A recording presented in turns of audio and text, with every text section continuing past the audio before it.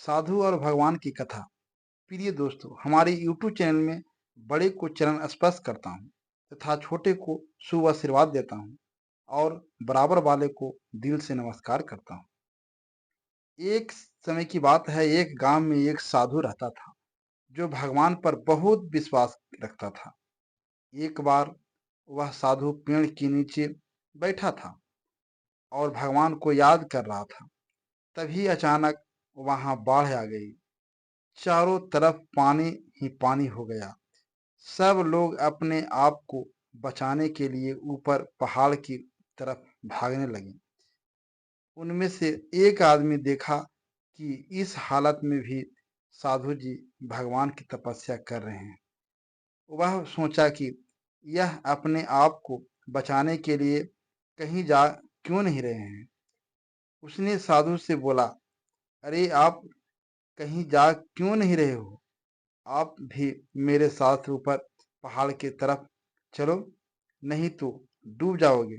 साधु बोले, अरे हमें क्या होगा, मैं भगवान की इतनी तपस्या करता हूँ, मुझे कुछ नहीं हो सकता है, मुझे भगवान अपने आप बचाएंगे। धीरे धीरे पानी साधु के कमर तक आ गया।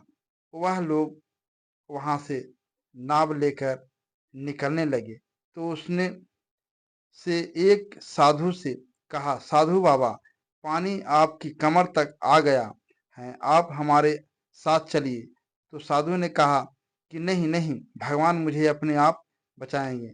और वह नाव वाला भी वहां से निकल गया। कुछ देर बाद पानी इतना बढ़ गया कि साधु के सर तक पहुंच गया और अब लोगों को बचने के लिए हेलीकॉप्टर निकलने लगे। एक हेलीकॉप्टर साधु के पास आया, जो कि आखिरी हेलीकॉप्टर था। साधु के पास नीचे रस्सी फेंकी और बोला, इसे पकड़ो और ऊपर आ जाओ, नहीं तो आप डूब जाओगे। यह आखिरी हेलीकॉप्टर है और आपके पास में दूसरा कोई रास्ता नहीं है बचने के लिए। साधु ने कहा, यह रस्सी वापस ऊपर खींच लो और आप चले जाओ, मुझे भगवान के ऊपर पूरा भरोसा है, वह मुझे बचा लेंगे।